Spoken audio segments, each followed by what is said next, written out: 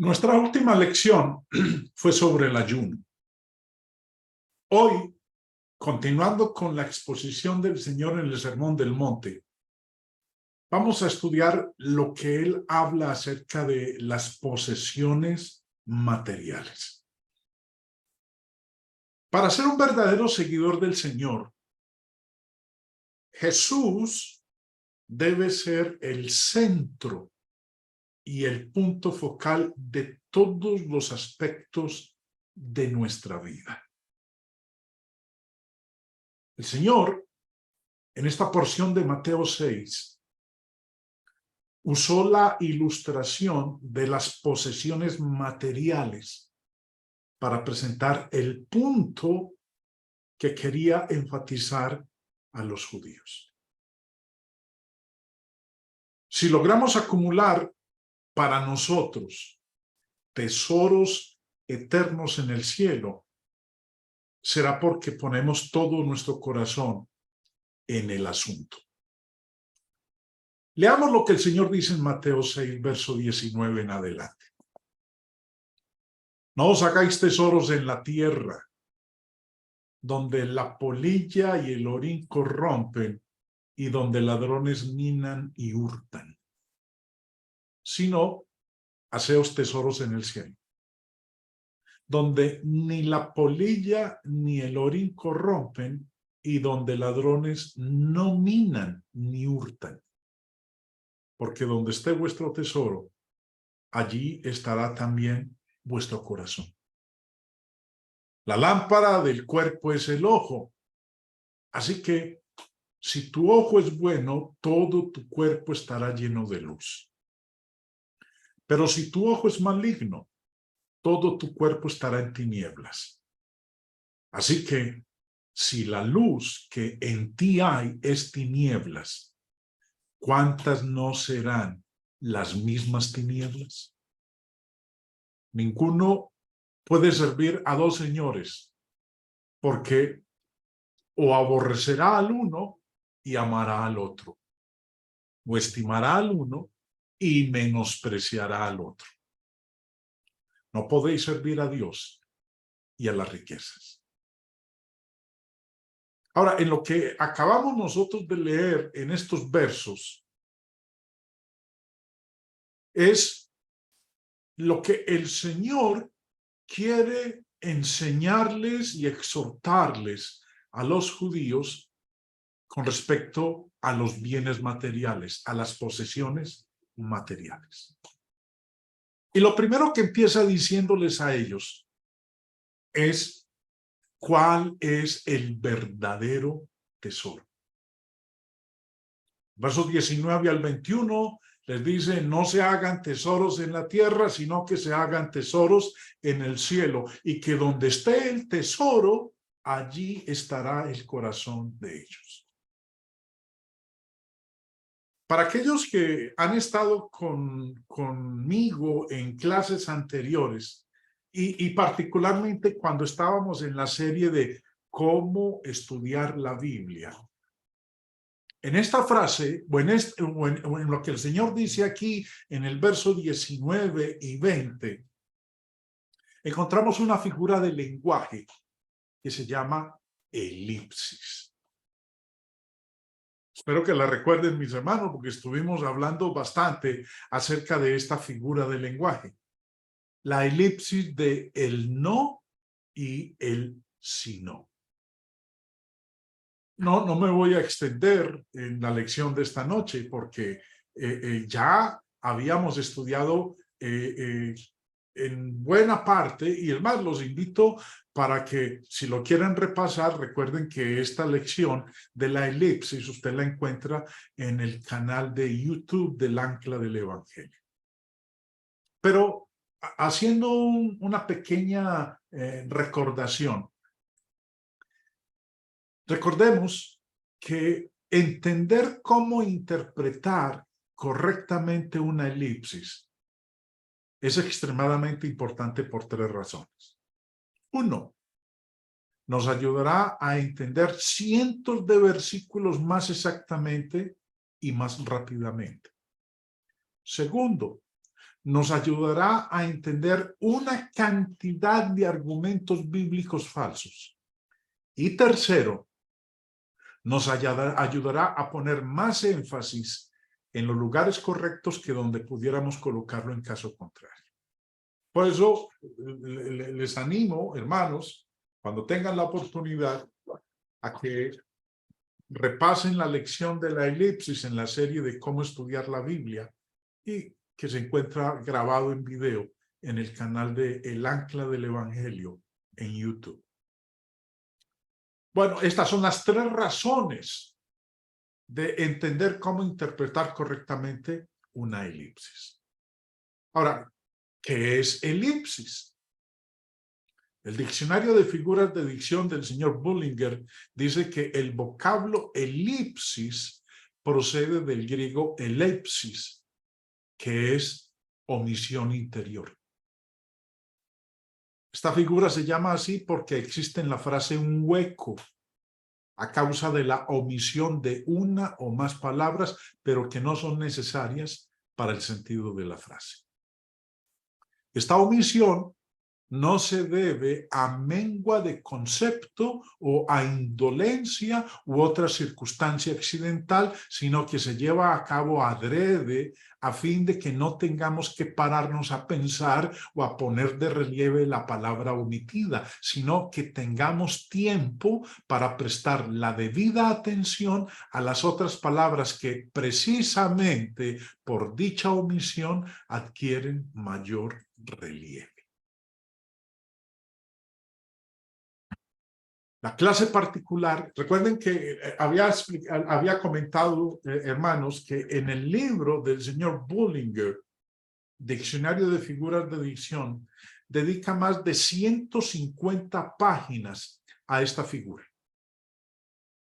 Pero la clase particular que estamos estudiando o que aparece en el texto que estamos leyendo es la del no y el si no, como palabras iniciales en cláusulas condicionales que modifican un verbo común. Entonces, voy a volver a colocar el texto de Mateo 6 y en la izquierda ustedes están viendo los 3 aspectos básicos para tener en cuenta en la consideración de la elipsis. Volviendo a colocar el pasaje, dice el no y el si no como palabras iniciales en cláusulas condicionales que modifican un verbo común. Entonces, en el verso 19, la cláusula inicia con el no. Y en el versículo 20, la cláusula inicia con el si no. Ahora, como dice el enunciado, el no y el si no como palabras iniciales en cláusulas condicionales que modifican un verbo común. Ahora, ¿cuál es el verbo común que está modificando el no y el si no? El verbo hacer. Verso 19, no os hagáis. Verso 20, sino haceos. Ese es el verbo común. Para que sea aplicable, recordemos, para que sea aplicable este tipo de elipsis, el no y el si no deben modificar un verbo común. Si aparecen 2 verbos, entonces no es aplicable. Ahora, lo otro que nos dice en la izquierda es que la elipsis significa palabras dejadas por fuera, que no son necesarias. Pero en la mente nosotros la colocamos, las añadimos para darle el sentido exacto a lo que se está diciendo. Ahora, en el verso 19, ¿cuál es la palabra que falta? Es no solamente os hagáis tesoros en la tierra. Verso 20, sino también haceos tesoros en el cielo. Aplicando la elipsis aquí, podemos ver cómo encaja perfectamente con la enseñanza de la Biblia, en donde no se prohíbe el hacernos tesoros en la tierra. si estuviera prohibiendo, es más, voy a quitar las palabras que acabamos de añadir. Si miráramos literalmente el verso 19, no os hagáis tesoros en la tierra. Hay una prohibición directa con respecto a enriquecernos. Y si nos enriqueciéramos, estaríamos violando esta instrucción del verso 19. Por lo tanto, ser rico sería pecado. Ser rico terrenal y materialmente sería pecado. Pero la Biblia no prohíbe el enriquecernos física y materialmente. El énfasis que el Señor está colocando aquí es que no nos preocupemos, que lo que no debe ocupar como primer lugar en nuestra vida es hacernos tesoros en la tierra. Lo más importante es hacernos tesoros en el cielo. Por eso, vamos a volver a colocar las palabras que faltan. No solamente os hagáis tesoros en la tierra. Lo que ocurre es que hay muchos mortales que solamente piensan en enriquecerse materialmente y no espiritualmente. Y el Señor les está diciendo, mire, el énfasis no debe ser solamente en lo terrenal, sino también haceos tesoros en el cielo, que es más importante que los tesoros terrenales. Decía hace un momento que la enseñanza de la Biblia no prohíbe el hacernos tesoros en la tierra. Abraham era riquísimo. El padre de la fe era riquísimo. Génesis 13 dice, subió pues Abraham de Egipto hacia el Negev, él y su mujer con todo lo que tenía, y con el Lot. Y Abraham era riquísimo en ganado, en plata y en oro. Si lo que el Señor está diciendo en el Sermón del Monte de no nos hagamos tesoros en la tierra es una prohibición directa, entonces Abraham infringió la voluntad de Dios, porque era riquísimo. O Job. Job nos dice el libro de Job en el capítulo 42 que después de que él lo había perdido todo, Dios le dio el doble de lo que había perdido. Job era riquísimo. Leamos lo que nos dice en los versos 10 en adelante. Y quitó Jehová la aflicción de Job cuando él hubo orado por sus amigos y aumentó al doble todas las cosas que habían sido de Job. Y vinieron a él todos sus hermanos y todas sus hermanas y todos los que antes le habían conocido y comieron con él pan en su casa y se condolieron de él y le consolaron de todo aquel mal que Jehová había traído sobre él, y cada uno de ellos le dio una pieza de dinero y un anillo de oro. Y bendijo Jehová el postrer estado de Job más que el primero, porque tuvo 14,000 ovejas, 6,000 camellos, 1,000 yuntas de bueyes y 1,000 asnas. Riquísimo. Job era riquísimo. Ahora, vuelvo y repito. Si cuando el Señor dijo ahí en Mateo 6, no os hagáis tesoros en la tierra, estaba prohibiendo el que uno se enriqueciera materialmente, Job y Abraham pecaron. Porque ya vemos lo que nos dicen estos pasajes con respecto a sus fortunas. Pero lo que estamos encontrando nosotros en esta instrucción de Mateo 6 es una figura de lenguaje que se llama elipsis. No se olviden de eso, mis hermanos, porque encontramos muchos casos en donde aparece la elipsis de el no y el sino en la Biblia. Ignorarla es lo que ha llevado a que muchos malinterpreten la escritura y lleguen a conclusiones erradas y torcidas acerca del verdadero mensaje que el Señor está dando. Ahora, el mensaje del Señor en Mateo capítulo 6 es que por encima de los tesoros terrenales está el tesoro celestial, que es al que nosotros debemos ponerle la mira en nuestro esfuerzo, nuestra dedicación. Pero no está condenando el que nos enriquezcamos aquí en la tierra materialmente. Bueno, ¿qué desilusión sería si acumuláramos para nosotros mismos un tesoro toda nuestra vida y luego darnos cuenta que no era de valor? Jesús dice que el verdadero tesoro es uno que ni la polilla y el orín pueden destruir y que ni los ladrones pueden hurtar. El dinero puede ser robado, los carros pueden oxidarse, los vestidos pueden ser comidos por la polilla. Pero el más grande de los tesoros es algo que permanezca para siempre. Jesús se refiere a tres cosas de las que dependía la riqueza en Palestina en el primer siglo. Primero, les dice a sus seguidores que no consideren su tesoro cosas que la polilla pueden destruir. En Oriente, una parte importante de la riqueza de una persona consistía en la ropa fina, en la ropa bien elaborada. Ustedes recordarán el caso de Naamán, el sirio que tenía lepra, que fue donde el profeta Eliseo para que lo curara de la lepra. Eliseo, el profeta de Dios, tenía un sirviente que se llamaba Giesí. Ahora, cuando Naamán, el general del ejército de Siria, fue curado de la lepra, quiso recompensarle al profeta de Dios, a Eliseo, pero Eliseo no aceptó.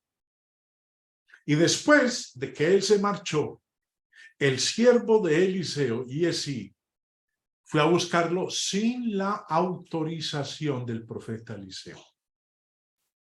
Nos dice en Segunda de Reyes 5, y siguió Giesí a Naamán, y cuando vio a Naamán que venía corriendo tras él, se bajó del carro para recibirle y dijo, ¿va todo bien?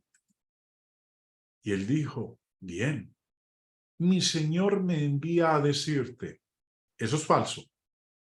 Eliseo no lo mandó. Pero como él estaba interesado en lo material, mi señor me envía a decirte, he aquí vinieron a mí en esta hora del monte de Efraín 2 jóvenes de los hijos de los profetas. Te ruego que les des un talento de plata y 2 vestidos nuevos. Dijo Naamán, te ruego que tomes 2 talentos. Y le insistió y ató 2 talentos de plata en 2 bolsas y 2 vestidos nuevos y lo puso todo a cuestas a 2 de sus criados para que lo llevasen delante de él. ¿Qué le pidió? Un talento de plata y 2 vestidos de gala nuevos. Versículo 22. Vinieron a mí en esta hora, le dice Giesí a Naamán, que era el recado del profeta, te ruego que les des un talento de plata y 2 vestidos nuevos. Ahora, como dije hace un momento, en Oriente, una parte importante de la riqueza de una persona consistía en la ropa fina y bien elaborada. Y eso fue lo que le pidió Giesí a Naamán. O en el caso de Acán, una de las cosas que tentaron a Acán para que pecara fue esto. Josué capítulo 7, verso 21. Pues vi entre los despojos un manto babilónico muy bueno, y 200 siclos de plata, y un lingote de oro de peso de 50 siclos, lo cual codicié y tomé, y aquí que está escondido bajo tierra en medio de mi tienda, y el dinero debajo de ello. ¿Qué codició? Un manto babilónico. Pero tales cosas eran indignas de que se hiciera consistir en ellas el tesoro de una persona, porque las polillas podían destruir y su valor y belleza desaparecerían totalmente. No eran posesiones duraderas. El Señor también les dice, en segundo lugar, le dice a sus seguidores que no consideren su tesoro cosas que el orín puede destruir. La palabra orín viene de este término griego y nos dice el señor Bain que significa el acto de comer, herrumbe, corrosión. Ahora, lo más probable es que represente algo como esto. En Oriente, mucha de la riqueza de una persona consistía en cereales que habían sido almacenados en grandes hilos. Pero a ese grano podían atacarlo gusanos y ratones y ratas, dejando el depósito contaminado y destruido. Lo más probable es que esta frase, donde el orín corrompen, se refiera a estos y otros parásitos que se podían introducir en un granero y destruir o comer el contenido. No eran posesiones duraderas. Y lo tercero que el Señor le dice a sus seguidores es que no consideren su tesoro cosas que los ladrones minan y se las llevan. El término minan o minar viene de este término griego.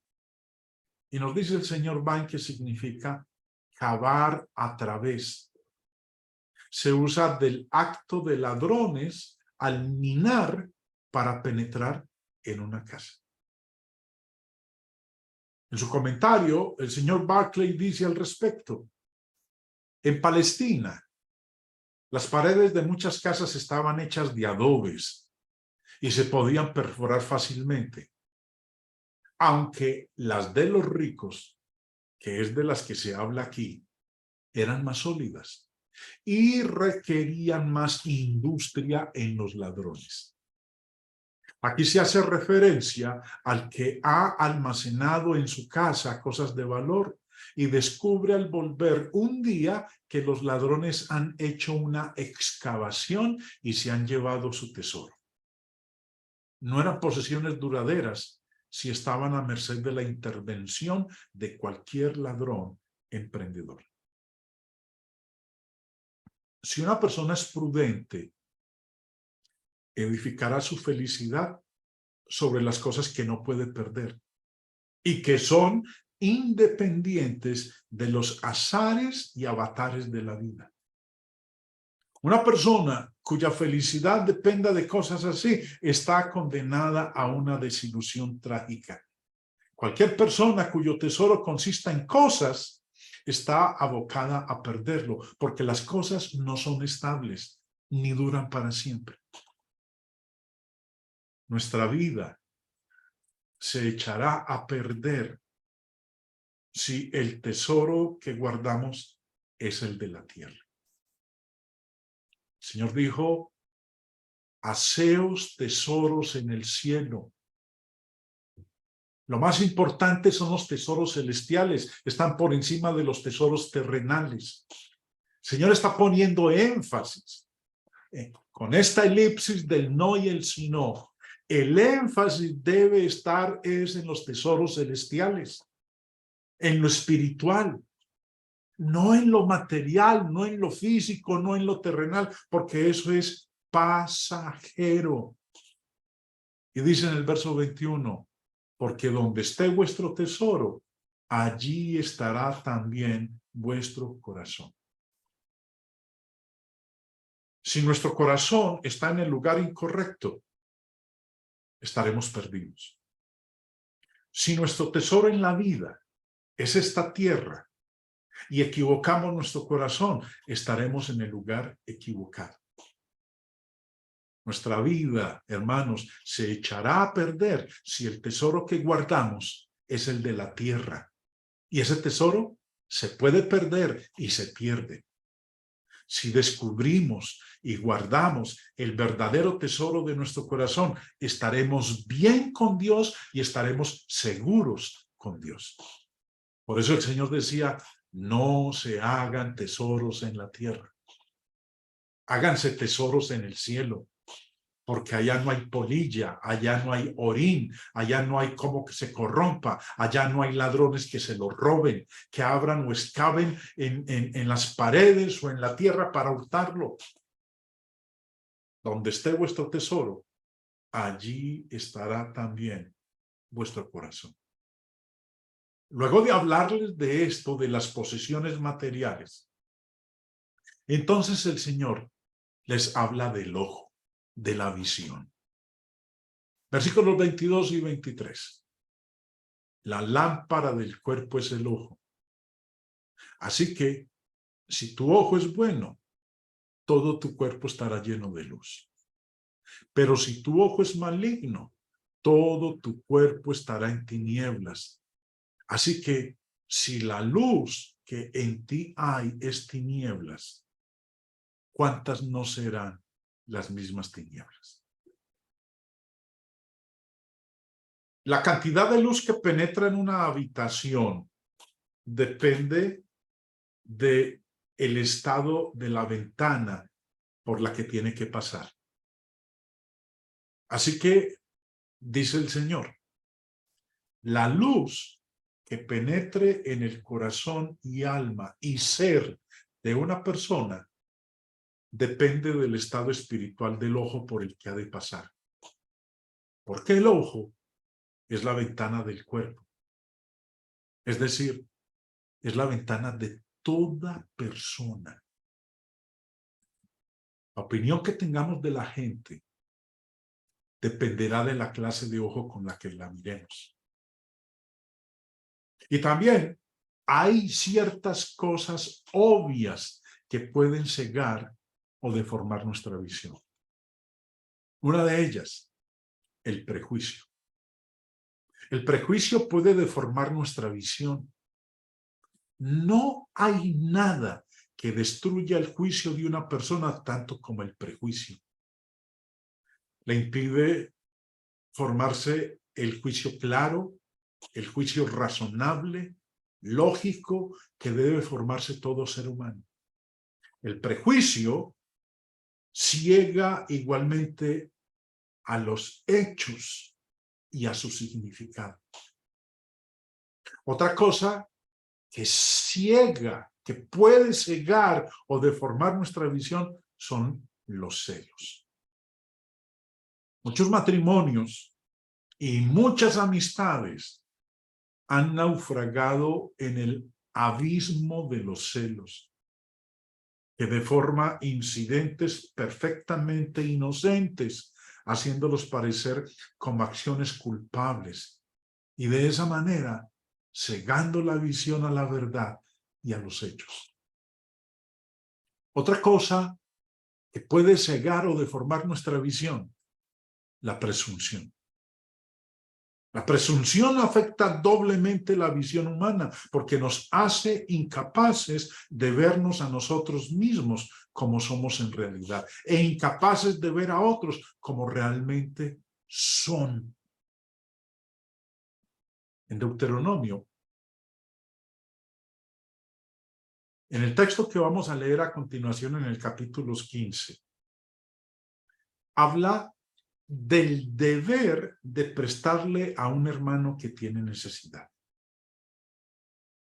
Pero la cosa se complicaba por el hecho de que cada 7 años había uno cuando se cancelaban todas las deudas. Dice el verso 9, guárdate de tener en tu corazón pensamiento perverso, diciendo, cerca está el año 7º, el de la remisión. Y mires con malos ojos a tu hermano menesteroso para no darle, porque él podrá clamar contra ti a Jehová y se te contará por pecado.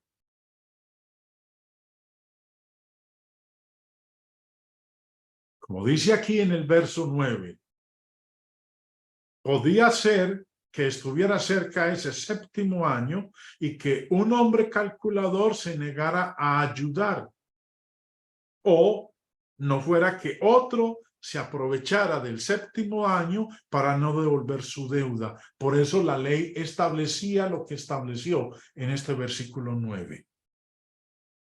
Nosotros debemos ser generosos en nuestro juicio de los demás. El ojo tacaño o el espíritu egoísta y mezquino produce 3 grandes males. Recuerden, debemos ser generosos. Debemos tener un ojo bueno, no un ojo maligno, no un ojo tacaño o egoísta o mezquino, porque ese ojo maligno produce 3 grandes males. 1, nos hace imposible vivir con nosotros mismos. Si uno está siempre envidiando el éxito de otros y lamentando la felicidad de otros, cerrándole el corazón a la necesidad de otros, llega a ser la más digna de compasión de todas las criaturas. Una persona rencorosa, una persona resentida. Le crece dentro una amargura y un resentimiento que le roba su propia felicidad, la priva de su paz y le destruye toda satisfacción. El ojo maligno nos hace imposible vivir con otras personas. Todos evitan a una persona mezquina. Todos desprecian a una persona de corazón miserable. La Escritura dice que la caridad cubre una multitud de pecados, pero el espíritu mezquino hace inútiles una multitud de virtudes. Por muy mala que sea una persona generosa, siempre tendrá otras que la quieran. Y por muy buena que sea una persona mezquina, todas la aborrecerán. Tener un ojo maligno nos hace imposible vivir con Dios. La Escritura nos muestra que no hay nadie tan generoso como Dios. Y no puede haber ninguna relación entre 2 personas que dirijan sus vidas con principios diametralmente opuestos.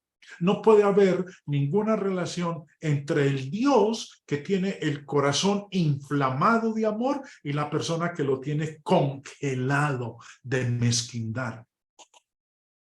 El ojo tacaño, el ojo maligno, deforma nuestra visión. Solo el ojo generoso, el ojo bueno, ve claramente. Porque solo Él ve lo que Dios ve.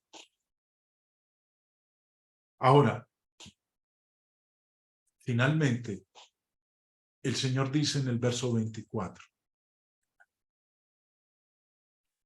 ninguno puede servir a 2 señores, porque o aborrecerá al uno y amará al otro, o estimará al uno y menospreciará al otro.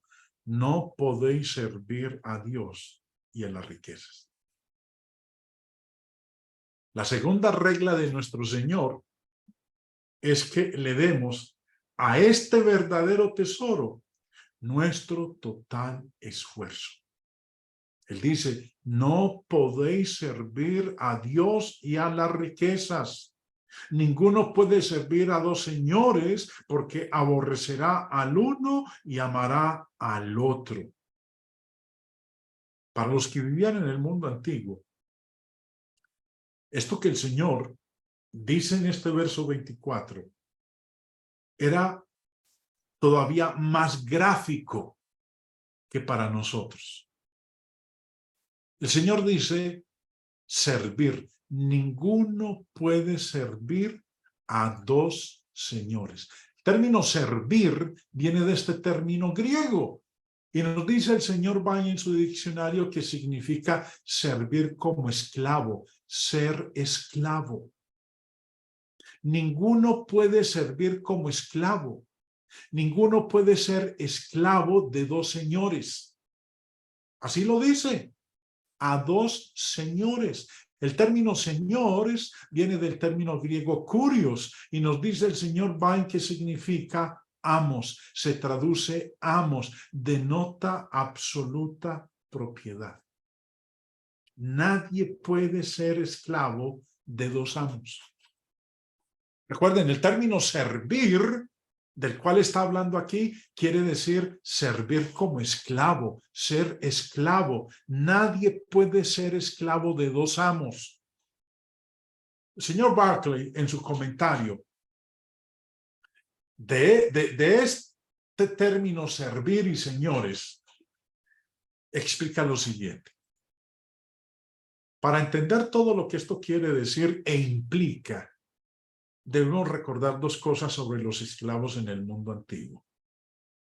Primero, un esclavo no era una persona, sino una cosa a los ojos de la ley. No tenía absolutamente ningunos derechos. Su amo podía hacer con él lo que le diera la gana. A los ojos de la ley, el esclavo era una herramienta viva. Su amo le podía vender, apalear, expulsar y hasta matar. Su amo era su propietario tan totalmente que poseía todo lo que fuera o tuviera. Segundo, en el mundo antiguo, un esclavo no tenía literalmente nada de tiempo para sí mismo. Cada momento de su vida pertenecía a su amo. En las condiciones actuales de vida, una persona tiene ciertas horas para trabajar y fuera de esas horas de trabajo, las restantes son suyas. De hecho, es posible a menudo el que una persona encuentre los intereses reales de su vida fuera de las horas de su trabajo. Puede que trabaje en una oficina durante el día y que toque el violín en una orquesta por la noche, y puede que sea en su música donde encuentre su vida real. O puede que trabaje en una mina o en una fábrica durante el día y dirija un club de jóvenes por la noche, y que sea en esto último donde encuentre más compensaciones y la expresión verdadera de su personalidad. Pero esto no le era posible a un esclavo. El esclavo no tenía ni un momento de tiempo que le perteneciera. Todos sus momentos pertenecían a su amo y toda su persona estaba siempre a disposición de su amo. Con este comentario explicativo del señor Barclay, esta pues es nuestra relación con Dios. En relación con Dios no tenemos derechos propios. Dios debe ser el dueño indiscutible de nuestras vidas. No podemos preguntarnos nunca, ¿qué quiero yo hacer ahora? Siempre debemos preguntarnos, ¿qué quiere Dios que haga ahora? Porque soy su esclavo, soy su siervo. No tenemos tiempo que sea exclusivamente nuestro. No podemos decir unas veces, haré lo que Dios quiera que haga, y otras, haré lo que yo quiera. El cristiano no tiene un tiempo en que no es cristiano. No hay ningún momento en que pueda bajarse el listón o estar fuera de servicio. Un servicio de Dios a tiempo parcial o intermitente no basta. Ser cristiano tiene que ser a pleno tiempo. En ningún otro sitio de la Biblia se nos presenta más claramente el servicio exclusivo que Dios demanda. Por eso Jesús les dijo, no podéis servir a Dios y a las riquezas. O le servimos a Dios tiempo completo o no le servimos. No podemos ser esclavos de dos señores. No podéis servir a Dios y a las riquezas. palabra riqueza viene de este término griego. Es una palabra aramea. Nos dice el señor Vine que es la palabra aramea común para riquezas. Y en su comentario nos dice el señor Barclay, pero la palabra mamoná tuvo una historia de lo más curiosa y reveladora. Procede de una raíz que quiere decir confiar un depósito. Y mamoná era lo que le confiaba al banquero, o era lo que uno le confiaba al banquero o a la empresa de seguridad que fuera para que se lo guardara de todo riesgo. Pero conforme fueron pasando los años, mamoná llegó a significar no lo que uno confía, sino aquello en lo que uno confía. Así pues, mamoná acabó escribiéndose con mayúscula mamoná y a considerarse como nada menos que un dios.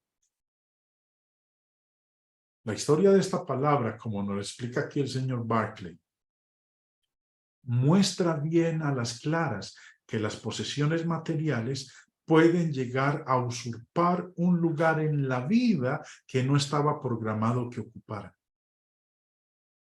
En principio, las posesiones materiales de una persona eran las cosas que se confiaban a otra persona para que las tuviera a salvo. Por último, llegaron a ser las cosas en las que la persona ponía su confianza.